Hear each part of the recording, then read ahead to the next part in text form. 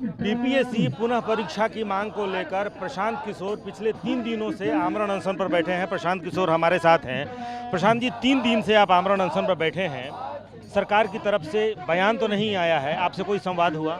कल आए थे प्रशासन के लोग ये कहने कि आप हट जाइए यहाँ से, इसको ख़त्म कर लीजिए। हम लोगों ने उनको बात बताई कि मुख्यमंत्री मिल लें, बच्चों से मिलकर कोई रास्ता निकाल लें। हम लोग अनशन करने के लिए तो यहाँ आए नहीं हैं। अगर सरकार कोई रास्ता निकाल लेती है तो ख़त्म हो जाएगा।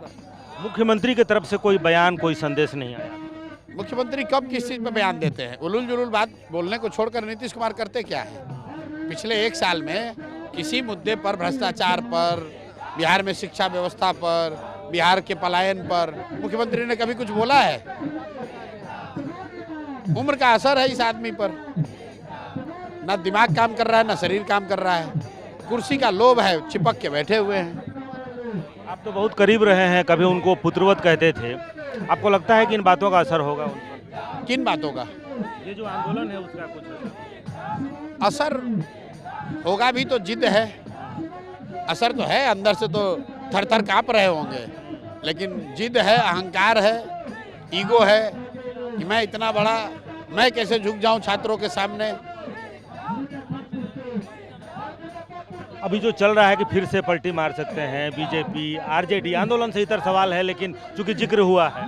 भाई नीतीश कुमार का पलटना ये कोई खबर थोड़ी ना है।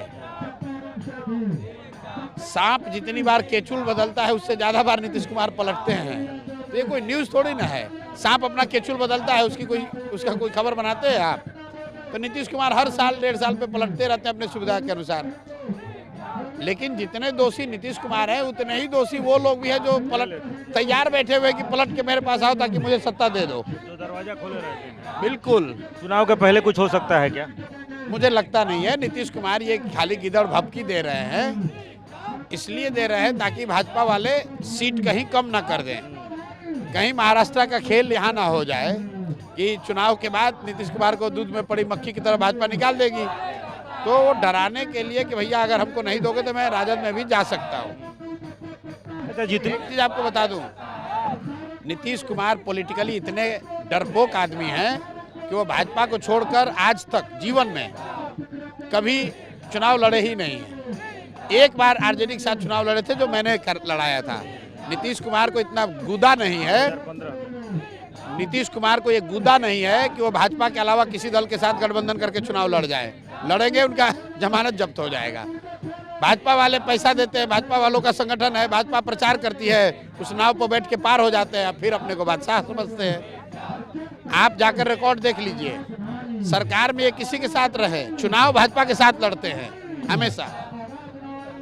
2015 में चुनाव लड़े थे। 15 में जब हमने मदद की थी तब लड़े थे, और जब हम छोड़ के चले गए फिर भागा भाजपा में ये आदमी। अच्छा, फिर आंदोलन पर आते हैं।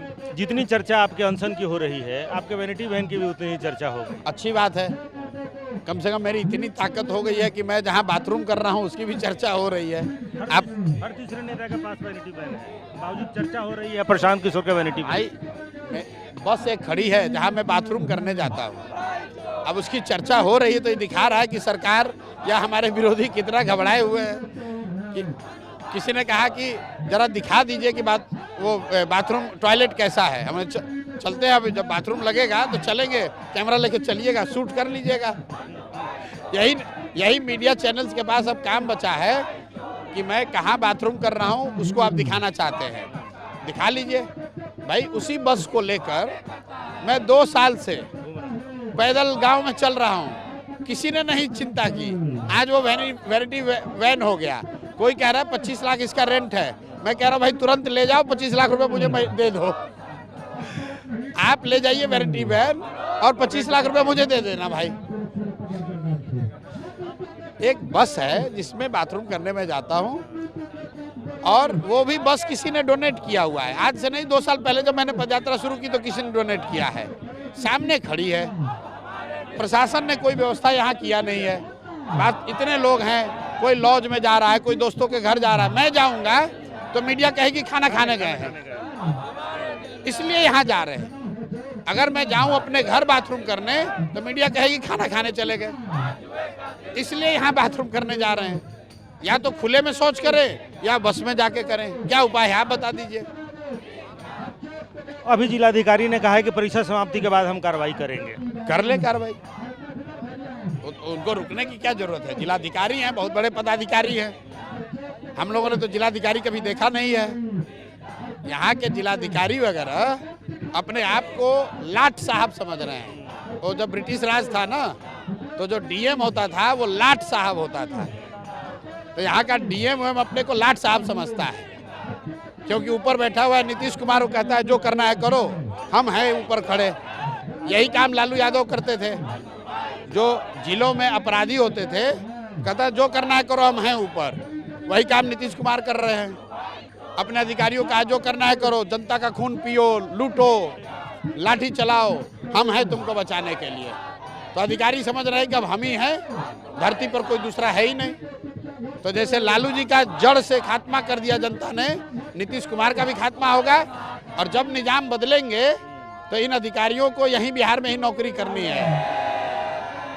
नीतीश कुमार या कोई भी नेता, उसका हर 5 साल पर रिन्यूअल होता है। वो रहेगा जाएगा, लेकिन अधिकारियों को नौकरी बिहार में ही करनी है। और जब निजाम बदलेंगे तो कोई ना बचा पाएगा, कोई ना बचाएगा। जो इन लोगों ने लालू जी की मदद की, उनका करियर कहाँ गया वो देख लें आप। संविधान के तहत जो काम है वो कीजिए।